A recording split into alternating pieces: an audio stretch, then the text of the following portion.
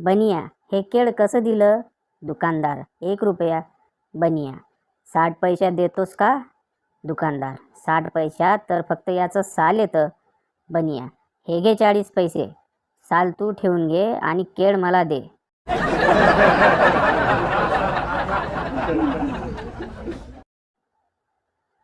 गण्या एका मुलीला मिनी स्कर्टमध्ये पाहतो आणि विचारतो, तुला आई ओरडत नाही का? ती मुलगी, हो, आजच ओरडली, तिचा ड्रेस घातला म्हणून.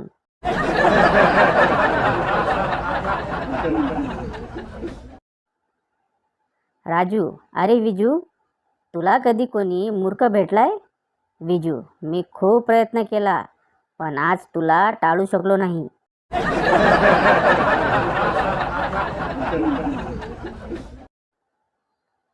जोशी काकूंच्या दारावर चिंटू टकटक करतो. जोशी काकू, कोण आहे? चिंटू, मी. जोशी काकू, मी कोण? चिंटू, तुम्ही जोशी काकू.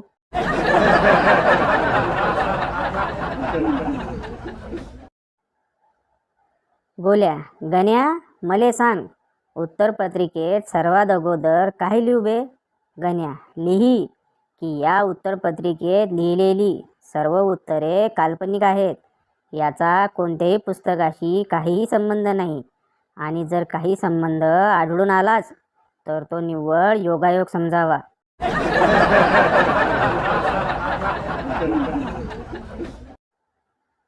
दुखणारं मन आणि गुलाबाचे काटे यात फरक एवढाच की दुखणाऱ्या मनाला आवर घालता येत नाही आणि गुलाबाला तुझा काटा टोचतो हे सांगता येत नाही.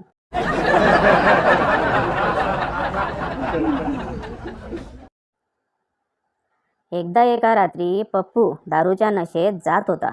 त्याची एक पाऊल फुटपाथवर तर एक रस्त्यावर पडत होते.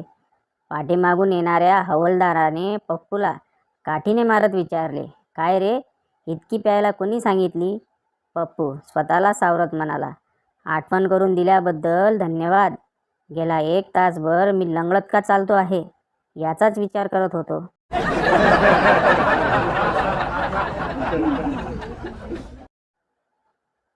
पप्पू आणि प्रेयसी दोघे झेड ब्रिजवर बसलेले असतात.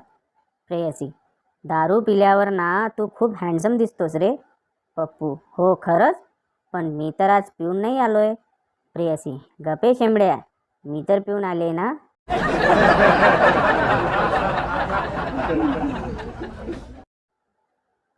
गर्लफ्रेंड, आज मी कशी दिसते? आताच ब्युटी पार्लरमध्ये जाऊन आली. बॉयफ्रेंड, मग बंद होतं का ब्युटी पार्लर?